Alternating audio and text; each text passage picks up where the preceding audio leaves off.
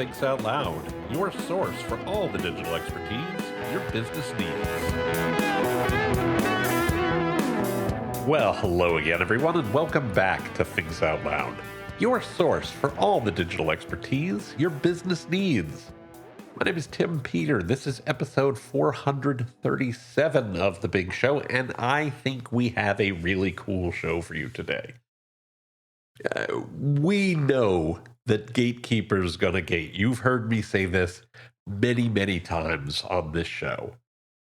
I've also heard a number of people proposing that artificial intelligence might bypass the gatekeepers. It might be the way that we finally get to take gatekeepers and shove them completely out of the way, connect directly with our customers in every single situation.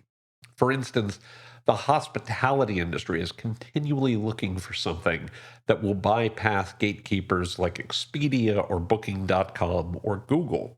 By far, the most likely use case where that could occur in the next bunch of years is the emergence of AI agents. And I'd like to dive into that use case for a moment so you have a sense of what we're talking about, because this could apply beyond just travel, beyond just hospitality. This could be something you see in retail. This could be something you see in B2B contexts. There's all kinds of places where, in theory, this could take the place. This could, let you connect directly with your customers. And the premise here is that customers would have one or more agents that would search for, in this case, travel on their behalf. For instance, I'm taking a trip to New York City in a few weeks for work. I need a hotel near the offices of the company I'm visiting. I'm also having dinner with colleagues while I'm there, so I'll need flights and ground transportation that get me to my hotel and then back to the airport in time for the meetings that I have and in time to make my flights. I need all of the options that I choose to comply with my clients' travel policies. I need flights and hotel stays that also get me the most points in my preferred loyalty programs. If I'm traveling, I want to accrue my benefits. And of course, I want to optimize my time during the trip so I'm not out of the office or away from my family any longer than is necessary. That is a case that I would love to outsource to an agent. Seriously, I would absolutely love to have this in my pocket or on my desktop right now. I'd love to be able to type a prompt that says, hey, agent, go do this. You know my preferences. You know what I need. Here's where I'm going. Here is roughly when I need to go. Make that happen and report back to me with a couple of options I can simply say yes to or try again. I mean, wouldn't that be cool? And there are some interesting beta projects that I've seen. But an actual agent that I could give a simple prompt to and that understands my preferences does not exist today. Period. And we're probably a couple of years away from that existing in real world terms. Probably, maybe by the end of next year, maybe by the end of 2026. But today, it doesn't exist. And keep that in mind. Another great agent use case that I'd love to see, this is my own personal one. I'd love a robust cross-device, cross-platform search engine. If you're like me, you have conversations with customers and with family and with friends across an array of devices and apps. You've got email, you've got social media, both public and DMs. You've got texts and WhatsApp. You've got MS Teams and or Slack. You've got articles and newsletters you've read on Substack or LinkedIn or Twitter or Instagram and a wide array of websites. And you probably find yourself asking from time to time, where did I read that? Was that in an email? Was it a text? Was it an article? I know I do. Wouldn't you love to have a way to search across all of those sources, not for possible answers, not just a regular Google search, but for the actual thing you read or sent? Maybe make it time-bound, like only things you'd interacted with in the last couple of weeks. Based on conversations I've had with others, I don't think I'm alone on wanting something like this. And despite some good work in this area, the solution I'm proposing does not exist today. One of the reasons is there's nothing that connects all of the various data sources of the two use cases that I've just given you. The one thing that might is something like the operating system, either on your laptop or on your phone. And we'll come back to that in a second. The last use case where AI could have a major impact on the way people interact with brands and businesses in the future, one last use case that I'm going to explore today is extended reality. So that would include things like virtual reality and augmented reality. Some folks refer to this as the final computing platform. This is what everything will be like at some point in the future. Think things like smart glasses or other wearables that provide data about the real world as you interact with it in real time, creating content and immersive experiences on the fly. Virtual reality games and education that continually update using generative AI to deepen the experience. There is no question in my mind that generative AI undoubtedly will provide huge benefits in these areas. They can pull content from a wide array of sources. They can generate content on the fly and narrate it or provide visual cues as needed. Today, these types of experiences are definitely limited by things like robust connectivity, which is getting better all the time, the weight of the device, and very much related to that, battery life. We are probably, I'm going to make a guess here. I'm clearly not the expert here, but I'm basing this on what other folks have said. We're probably 6 to 10 plus years away. We're talking the 2030s in all likelihood before this becomes a reality, which is not that far from now. I go back to the Bill Gates quote that I've used many, many times, that we always overestimate the change we will see in the next 2 years and underestimate the change we will see in the next 10. So what things might look like in the middle of the 2030s, which, shocker, is only 10 years away, could be a dramatic difference from where we are today. Think about where we are relative to 10 years ago. In 2014, in late 2014, if I was talking to you about artificial intelligence and how people would be using it in their day-to-day lives, the fact that 1 in 9 people use it every single day and 24% of workers are using it at least once a week, that was unthinkable 10 years ago. Now we talk about it very much like a commonplace thing.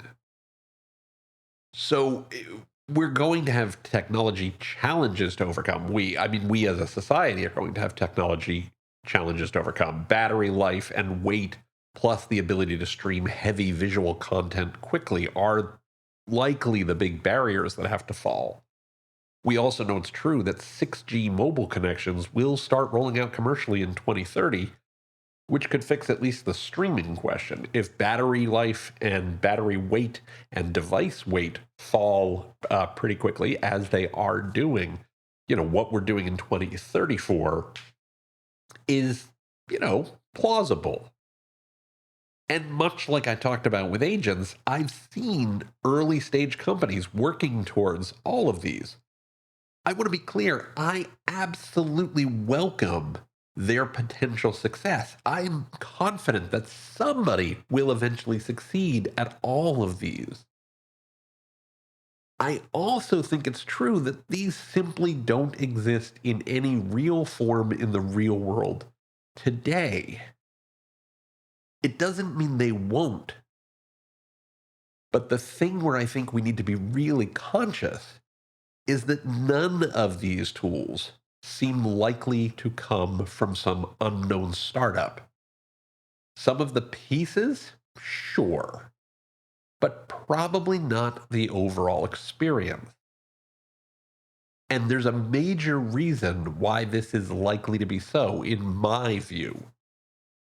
The simple fact is that, at least right now, artificial intelligence favors gatekeepers. AI is expensive as hell. You need lots of money to make these models work. You need lots of data, which is expensive as hell.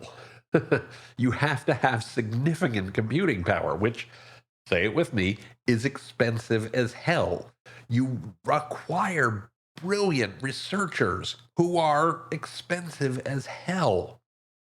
And you consume massive amounts of energy to make these things work, which, again, is expensive as hell. Google and Microsoft literally are signing contracts for their own nuclear power plants to meet their energy needs. That's not a joke. That's a true story. These things require a ton of expensive resources in terms of money, in terms of data, in terms of compute, in terms of researchers, and in terms of actual power. That's crazy. So it's not super likely you're going to see small companies come out of nowhere with these things. Probably. If you think about who the if you think about who the big AI players are, well, we've got Google. Obviously, they're a big time gatekeeper. We've got Microsoft, again, a big time gatekeeper. We've got Amazon, ditto. Facebook, ditto, ditto. We've got OpenAI, who is the parent of ChatGPT. Well, they're a disruptive startup, for sure, originally set up as a nonprofit with massive funding from Microsoft, who's a big time gatekeeper. Okay, so what about Anthropic, the makers of Claude? They're another disruptive startup featuring a bunch of ChatGPT alumni, and they got massive funding from, oh, wait, Amazon and Google. Huh. You've got Perplexity.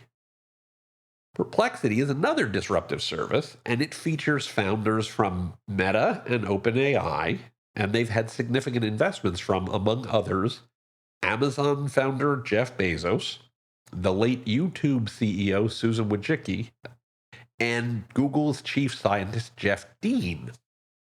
Huh. That's kind of interesting, right? And if VR, AR, and extended reality, XR, come along at scale in the next 5 to 10 years, well, who do you think is going to provide that? I mean, let's see. The current VR devices come from Facebook and Apple. Augmented reality on mobile phones mostly comes from Apple, Google, and Samsung, the last of which runs on Google's Android OS. Smartwatches, which are another potential AR delivery mechanism, come from Apple and Google and Samsung, again, more or less running Google software. And the most popular smart hearing devices, another potential AR or XR delivery mechanism, come from Apple and Google. Are you beginning to notice a pattern here? The reality is big tech is working to remain a gatekeeper. They're trying to close off all the avenues by which someone else could come in and shove them out of the way. Even the startups are deeply connected to big tech players. In addition to their own efforts, Amazon, Google, Facebook, and Microsoft have invested in organizations like OpenAI, Anthropic, and Perplexity that are most likely to shove them out of their membership in big tech. Almost all of these folks, plus the other players in AI, are also using either Amazon Web Services or Microsoft Azure or Google Cloud to run their servers. Again, big tech still collects a toll in those cases. And remember how expensive it is to run a real, robust, and relevant artificial intelligence. Even if OpenAI, Perplexity, or Anthropic wins, they're still going to need to fund their ongoing operations. I also don't think Microsoft, Google, Amazon, Jeff Bezos, and their other investors put all this money into these startups without expecting a return on that investment. They're going to want some payback here. In other words, if OpenAI, Perplexity, or Anthropic wins, do you think it's likely you're going to be any better off than you are today? In short, there isn't a white knight coming to rescue you from big tech with artificial intelligence. AI isn't a key to unlock the gatekeeper's gates. It's just another way gatekeeper is going to gate, even if it turns out to be a different gatekeeper. It's unrealistic to expect some new technology to suddenly disrupt and completely bypass big tech. It doesn't matter what industry you're in. Big tech has a lot at stake. They're gatekeepers. They're not going away without a fight. If you want to bypass big tech, you're going to have to take a lesson from Jose Serrano, a character in the classic baseball comedy Major League. And to paraphrase his famous line, do it yourself. It's up to you to create a direct relationship with your customers. It's up to you to create memorable experiences that will bring your customers back to you again and again and again. It's up to you to create a brand that customers will seek out by name. Think about it. I regularly quote Jeff Bezos' famous question, what won't change as we go forward? Even if the platforms and technologies and tools that your customers use change, they're still going to seek out businesses and brands that they trust. Or not. You're still going to need to separate yourself from your competition. Or not. You're still going to need to find a way to get customers to connect with you directly. Or not. AI isn't a key, it's another lock. If you're not continually looking to build direct relationships with your customers, you're helping the gatekeepers keep their gates in place. You're helping them build those locks. Your job is to get customers to connect with you directly. That's the key to unlocking gatekeepers' gates. I'm going to link to a couple of episodes in the show notes where we talked about how you can do that in the past. And yes, you can and should use AI to help you do that more efficiently and more effectively. I'm going to link in the show notes to a few episodes on how you can do that too. The last thing that I would encourage you to do is to keep listening for more ways you can build those connections with customers. Because the other big key to bypassing big tech is to keep learning. I'm confident you can do it. I'm confident you can bypass big tech. And I'm looking forward to seeing how well you do it.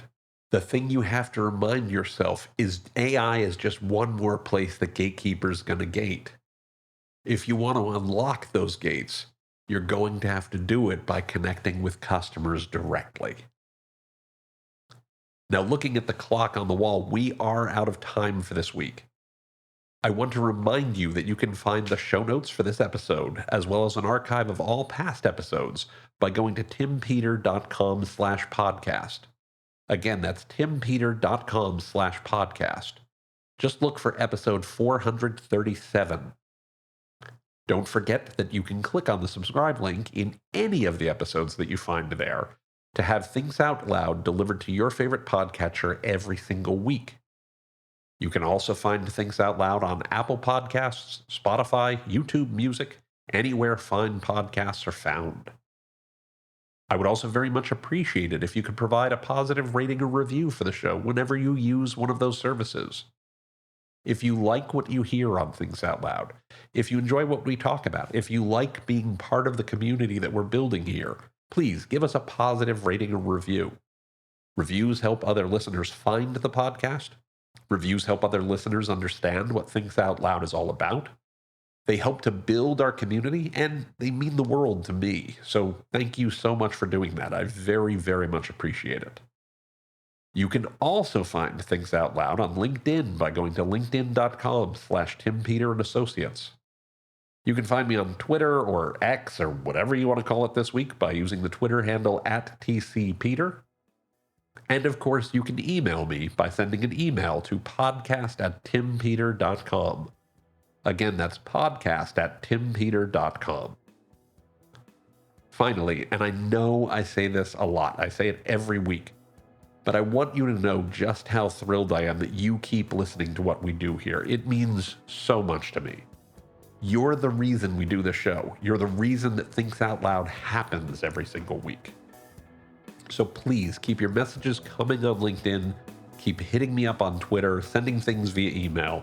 I love getting a chance to talk with you, to hear what's going on in your world, and to learn how we can do a better job building the types of content and community and information and insights that work for you and work for your business. With all that said, I hope you have a wonderful rest of your day. I hope you have a fantastic week ahead. And I will look forward to speaking with you here on Things Out Loud next time. Until then, please be well, be safe, and as always, take care, everybody.